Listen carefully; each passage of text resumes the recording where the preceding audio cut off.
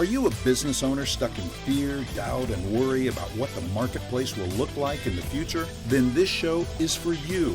Strap on your seatbelt and get ready to disrupt and innovate. Here's your host, Levy. In today's conversation, I am excited to bring a woman to our audience who is truly a disruptor by nature. Cindy Gallop is a brand and business innovator helping clients who want to transform their sectors and innovate in new ways.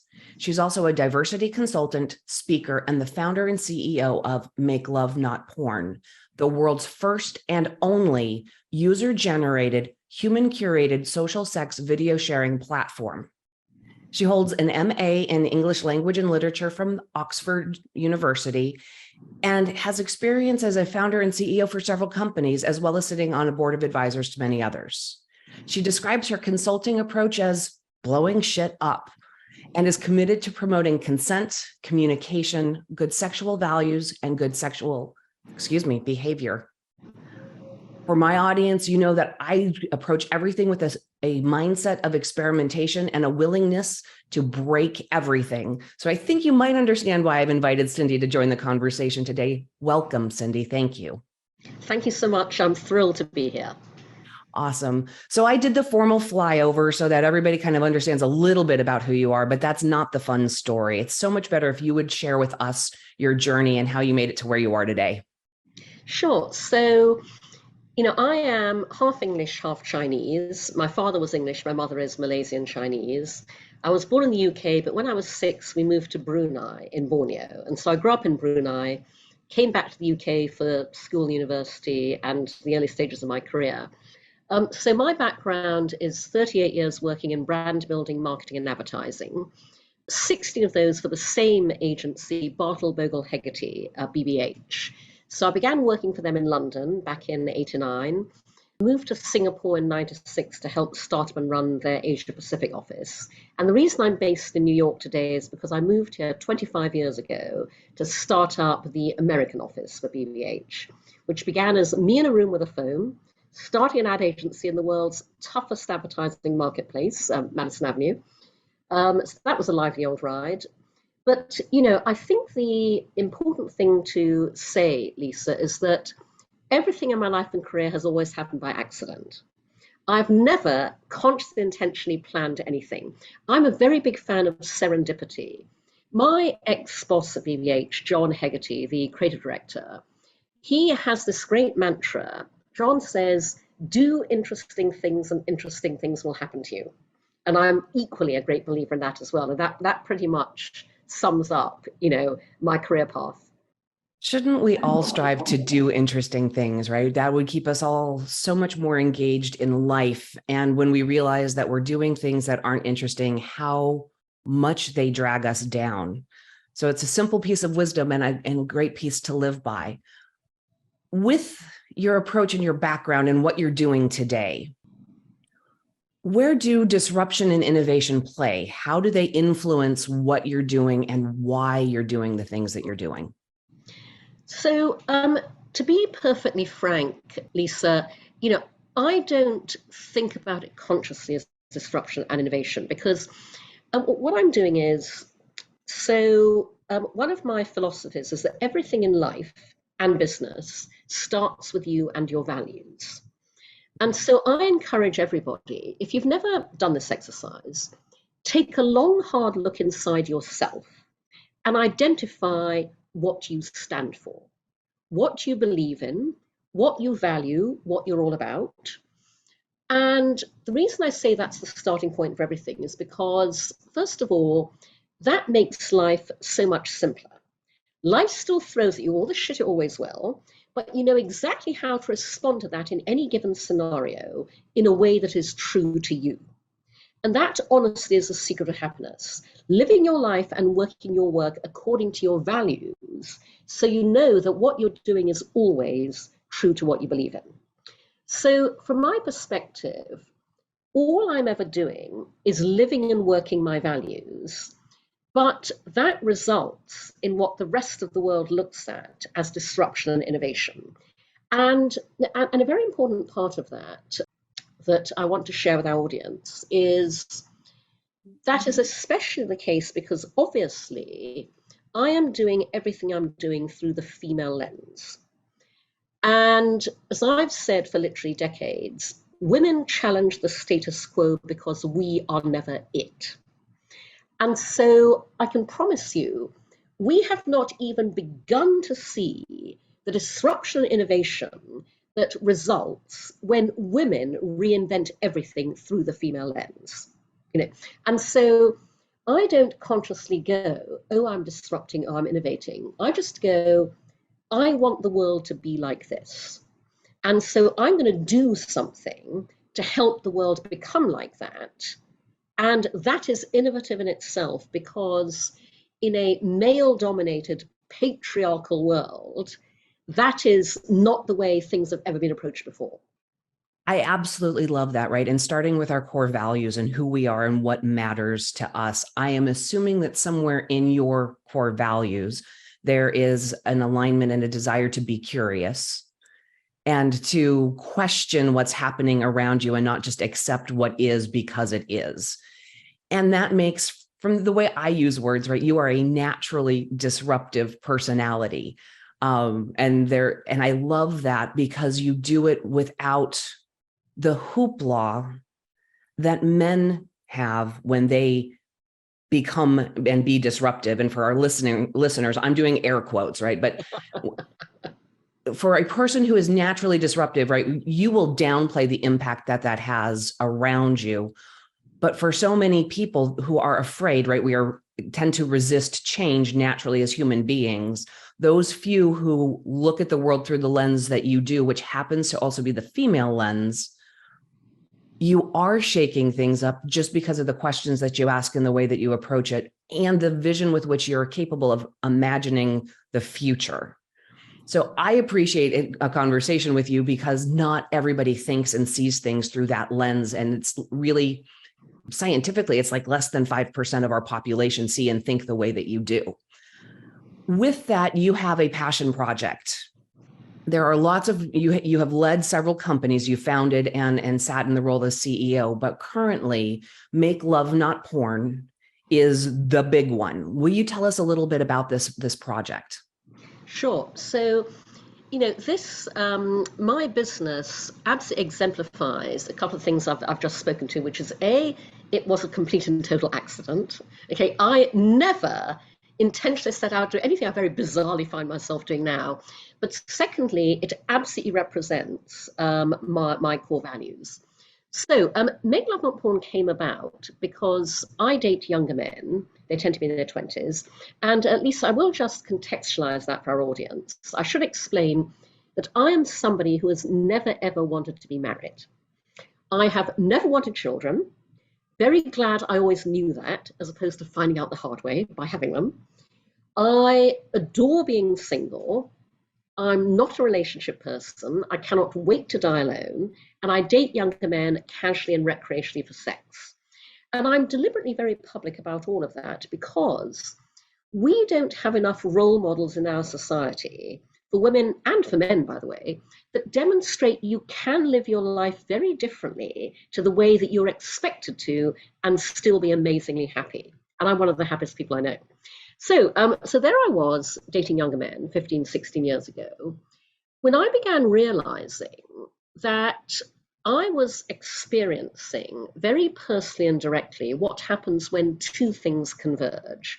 And I stress the dual convergence because most people think it's only one thing.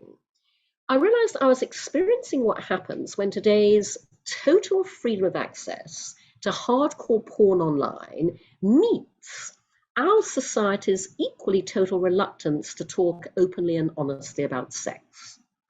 It's when those two things converge that porn becomes sex education by default in not a good way. So I found myself encountering a number of sexual behavioral memes in bed. I went, whoa, I know where that behavior is coming from.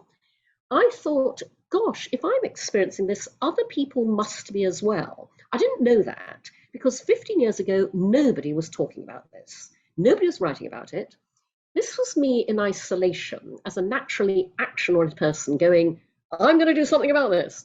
So 14 years ago, purely as a little side venture, I put up on no money a tiny clunky website at makelovenotporn.com that in its original version was just words. The construct was porn world versus real world.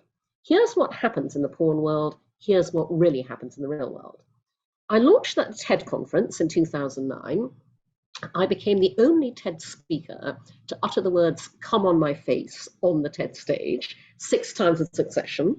The talk went viral as a result, and it drove this extraordinary global response to my tiny website that I had never anticipated. Thousands of people wrote to me from every single country in the world, young and old, male and female, straight and gay, pouring their hearts out, telling me things about their sex lives and their porn watching habits they'd never told anyone before. And I realized I'd uncovered a huge global social issue. And so that was when I went, oh my God, I now have a personal responsibility. I have to take Make Love Not Porn forwards in a way that will make it much more far-reaching, helpful, and effective. And so I turned it into a business designed to do good and make money simultaneously, which, by the way, is what I believe the future of all business should be. And so today, Make Love Not Porn is pro-sex, pro-porn, pro-knowing the difference, with the world's first and only, as you mentioned, user-generated, 100% human-curated social sex video sharing platform. So we're kind of what Facebook would be if it allowed you to socially, sexually self-express, which it clearly doesn't. The way to think about us is, if porn is the Hollywood blockbuster movie, Make Love Not Porn is the badly needed documentary. We are a unique window onto the funny, messy, loving, wonderful ways we all have sex in the real world. We are socializing, normalizing, and destigmatizing sex, bringing out of the shadows into the sunlight to promote consent, communication, good sexual values and behavior. We are literally sex education through real world demonstration.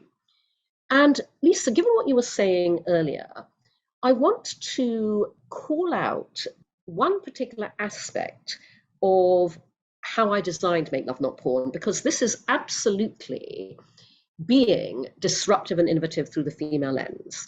And I'm going to ground this in the broader tech landscape as a whole, because the young white male founders of the giant tech platforms that dominate our lives today, they are not the primary targets, online or offline, of harassment, abuse, sexual assault, racism, violence, rape, revenge porn. Therefore, they did not and they do not proactively design for the prevention of any of those things on their platforms.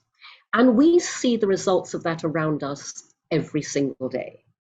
Those of us who are most at risk every day, women, Black people, people of color, LGBTQ, the disabled, we design safe spaces and safe experiences. I designed Make Love Not Porn through the female lens to be the safest place on the internet, because I designed it around what everybody else should have, nobody else did, human curation. There is no self-publishing of anything on Make Love Not Porn. Our curators watch every video submitted from beginning to end before we approve or reject, and we publish it. Nobody else does that. We review every post on every member profile before we approve or reject and publish it. Nobody else does that. We review every comment on every video before we approve or reject and publish it. No one else does that. We can vouch for every single piece of content on our platform in a way that nobody else can. And bear in mind that at Make Love Not Porn, we're tiny, we're bootstrapping, we have no money, and we've human curated everything for 10 years. Imagine what platforms like Facebook, YouTube could do with their billions if they chose to. Safety on the internet is not a matter of viability, it's a matter of will. And then I will just say finally also that I designed Make Love Not Porn around a revenue sharing business model to democratize access to income. So I foresaw the creator economy 14 years ago. Our members pay to subscribe, rent, and stream social sex videos. Half the income goes to our contributors, whom we call our Make Love Not Porn stars. Cindy, there's so much in that I want to pull a couple of threads. So first and foremost, right, you've created a platform and you are speaking about sex freely and openly when that is such a hard topic to broach anywhere. And thank you for doing that, because it is absolutely necessary. And it is important for young people who are starting to learn and become sexual to have a way to see that there is a difference between the blockbuster porn and what actual love looks like. And that is a topic that will go on for generations, right? We will always need to talk and keep that balance happening. But in this, the human curation portion, in a time when we are now talking about AI, everything is about, to grow and scale is about automating. And you are saying absolutely not. So that is totally right, challenging what is the new norm. And how do you scale that, the human curation model? Sure. So yeah, but as I like to say, Lisa, my technology is HI, not AI, human intelligence. And it's eminently scalable because my human curation workforce, and right now we're tiny, I have 4 employees, 3 of whom are curators, 1 of whom is my head of sales. But the analogy is, as Make Love Not Porn, as I hope, raises the funding I'm looking for and grows and scales, our human curation workforce is simply our equivalent of any enterprise software unicorn's human sales force. Those gigantic enterprise software platforms hire literally thousands of people to sell their products into companies. Same deal. Nobody questions the vast human workforce that, Box or, Slack or whoever, has. And so, it's eminently scalable. Right now, my tiny curation team of 3 people, we average, and by the way, we fight a battle every day to grow this business. Every piece of business infrastructure other tech startups can take for granted, we can't. A small print always says no adult content. One of the most frustrating things is that we are banned from advertising anywhere. We can't promote ourselves. Nevertheless, on 0 advertising and promotion, we get an average of 5 to 6 video submissions a day. Imagine when we can actually, I'm raising funding to be able to advertise, because funnily enough, those advertising barriers fall when I can write a big enough check, like many things in life. But, literally from submitting a video through checking all the paperwork, making sure that everything's legal, consensual, etc., watching the video to publishing it, that takes on average an hour for one of my curation team. So they can, and we guarantee to our Make Love Not Porn stars that, we publish every video within 48 hours. So we are small, we are tiny but mighty, we are enormously efficient. And so again, that's eminently scalable. That's fabulous. And, and the commitment that you're making to take care of your Make Love Not Porn stars in a timeline, right? You're giving them a service level agreement. You are caring for them and getting the quality curated content out that's sharing real stories, real experiences. And you were describing it early, right? And this, sometimes it's messy and it's awkward because it's actually real and not what is created in other locations that we probably never want to visit. In this, you've given a couple of hints to, right? You've been on this journey for 14 years. It's small, you're still bootstrapping. Roadblocks, you've obviously said funding, the ability to advertise. What are some of the other challenges that you're facing, or some that you may have already overcome? Sure. No, a great question, Lisa. I mean, first of all, I should say that, for the past 14 years, Make Love Not Porn has had nothing but a hugely positive reception worldwide. Everybody loves what we're doing because everybody knows why it's necessary. I've had to spend the past 14 years parallel pathing 2 things: working to build Make Love Not Porn and working to change the business and cultural context around it. Because when you have a truly world-changing startup, you have to change the world to fit it, not the other way around.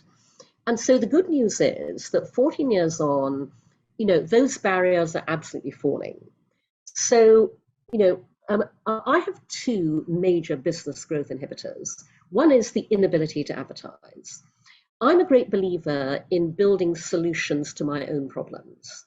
And so one of the things I'm raising funding for is I want to build my own ad tech product that will solve this issue for me and everybody else like me, because our audience may not be aware that this advertising ban is utterly gendered. It's not just sex-related businesses like mine. Any female lens sexual health and wellness venture is also banned for advertising on Facebook, Instagram, Snapchat, TikTok.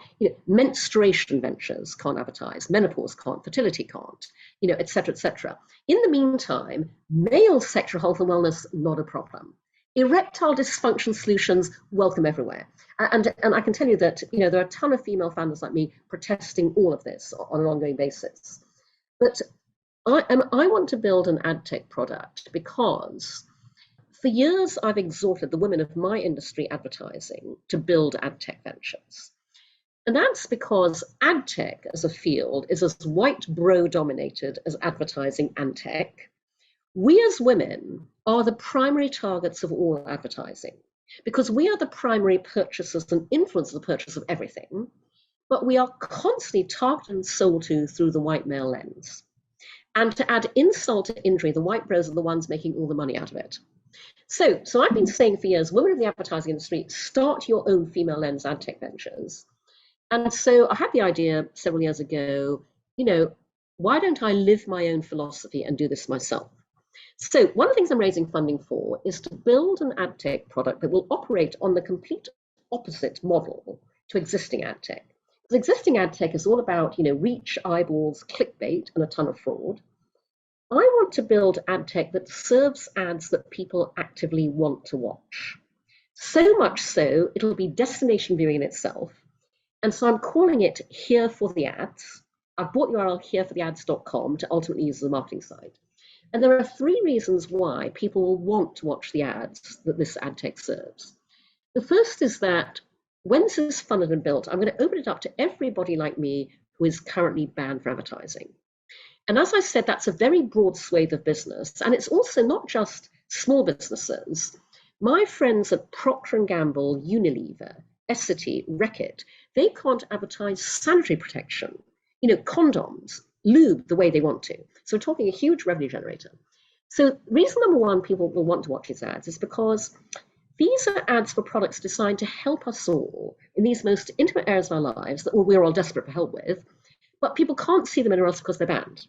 So from a purely informational point of view, you're going to want to watch these ads. But the second reason is, on my ad tech, you can advertise any bloody way you like. No censorship, no holds barred. And I use the term bloody advisedly because Sanpro ads, forget the blue ink on the pad, bring on the blood, have fun with it.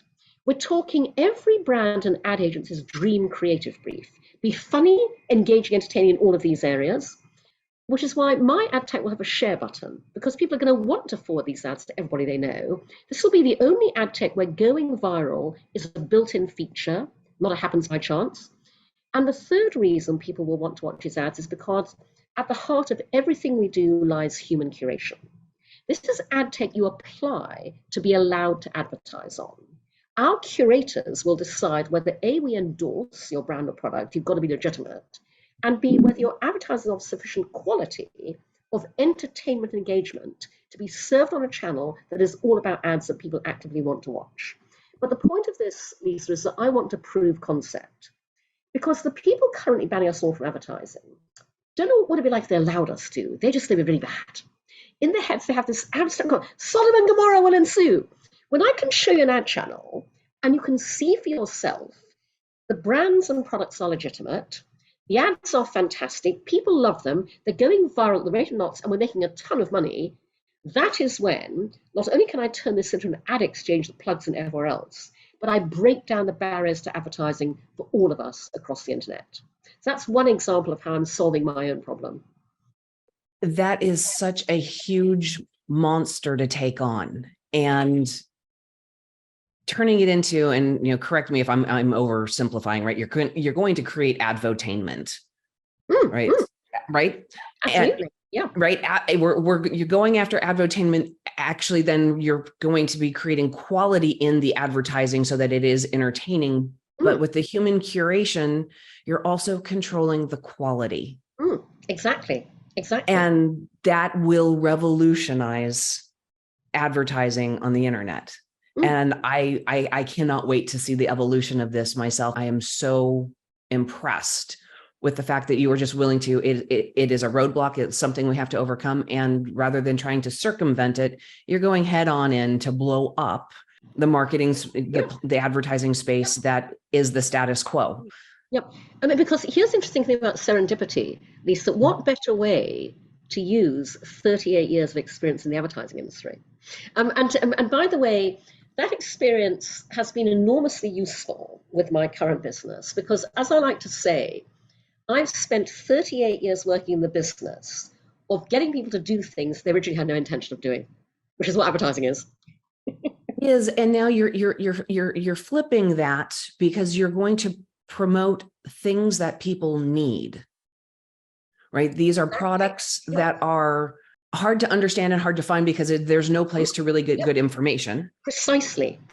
And we all learn through experimentation, and sometimes that's fun, and sometimes it's not. I thank you for sharing that approach and how to build makelove.porn to be able to advertise on it. You're going to come to market with a way to share the products that are most needed in that space. As you're looking at the obstacles that you're taking on, looking further into the future, what do you see that looking like, right? As you break all of this down, what is the end goal that you're really driving towards? Sure. So at Make Love Not Porn, we say we're spearheading the social sex revolution. The revolutionary part is not the sex, it's the fact we're finally making it social. And that's important, Lisa, because ultimately our mission at Make Love Not Porn is to help end rape culture. And we help end rape culture by doing something incredibly simple that nevertheless nobody else anywhere on the internet is doing.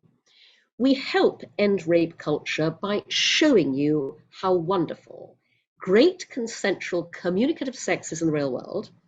Our social sex videos role model good sexual values and good sexual behavior. And here's the important part. We make all of that aspirational versus what you see in porn and popular culture.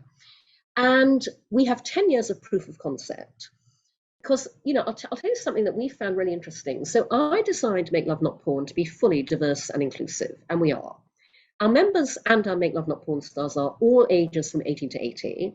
They are male, female, trans, non-binary, straight, LGBTQ, all races, ethnicities. We're a global platform. But in the 10 years we've been going, we've observed that Make Love Not Porn is especially a revelation to men. More men send us appreciative emails, leave grateful comments than anybody else, because we are something utterly unique that men will find nowhere else on the internet, which is a safe space where men can be and watch other men being open, emotional, and vulnerable around sex. You would not believe the number of men who write to us and say, I just watched my first video, Make Love Not Porn, and afterwards I cried. I've said for years, I wish society understood the opposite of what it thinks is true.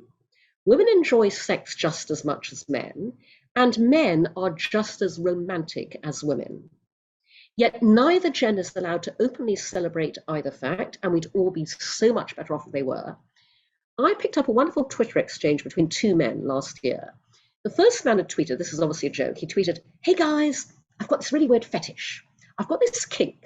Well, I want to watch porn where people are honest, loving, loyal, decent, and really like each other. Hit me up with your hottest links, please.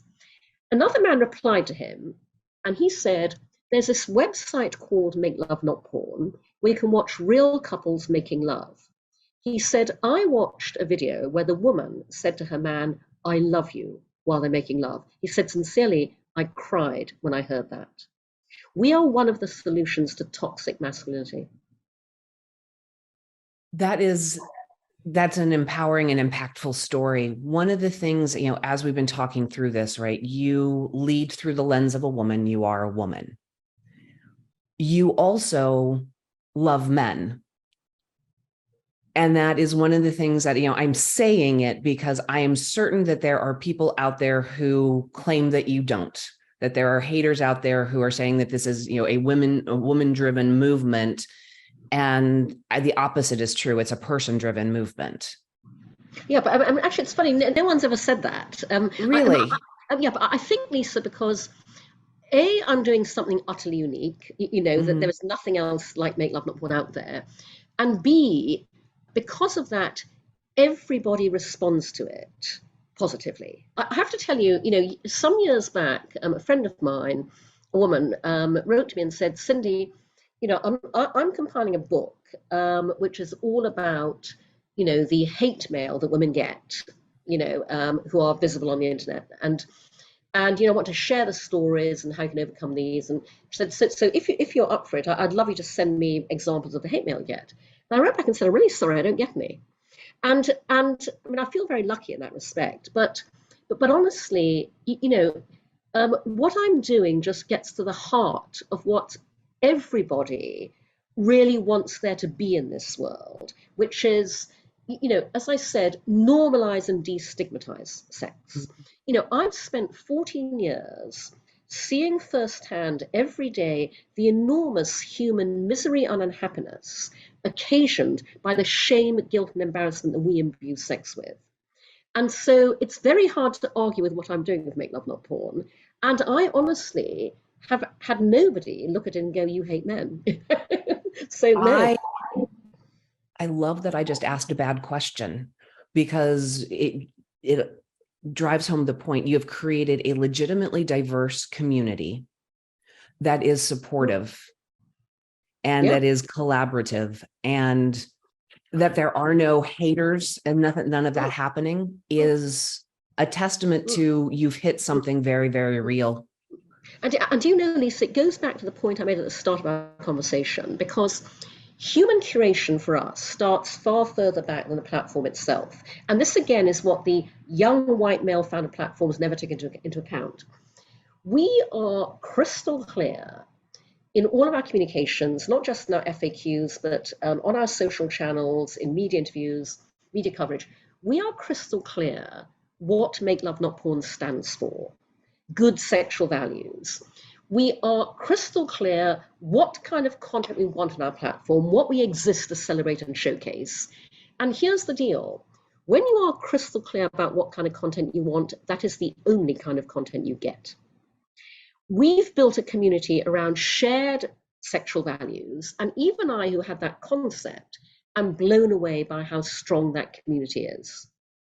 And so if more people understood that values are the starting point for everything, because when you go, this is what we stand for, this is what we're all about, and we will not allow people on this platform, and we will not approve content that is not according to our values, that dramatically improves your platform and the user experience. And I've been speaking out for years, saying that what these gigantic white male founded platforms don't understand is that if you adopted my human intelligence, human curation model, you would make so much more money. And by the way, they don't do them because they think they would lose money to spend it on human curation. But here's why. First of all, the moment you announce to the world that you've decided this is what you stand for, and you are now human curating only for the kind of content that you want, you instantly turn off the fire hose of racism, Nazis, child abusers, because when they know that content will not get through a human curation filter, they no longer submit it. Okay, and you don't have to worry about dealing with it. And then two words that are why you will make so much more money doing that: brand safety. When you can guarantee to advertisers that their ads will never ever show up next to anything unacceptable, boy oh boy, you will clean up on the ad revenue front way more than you are doing currently. Absolutely. And to tie this all back together with where you started the conversation with us today, you are purely aligned with your values, and those other platforms are not. Absolutely. And that key distinction is everything. Yep.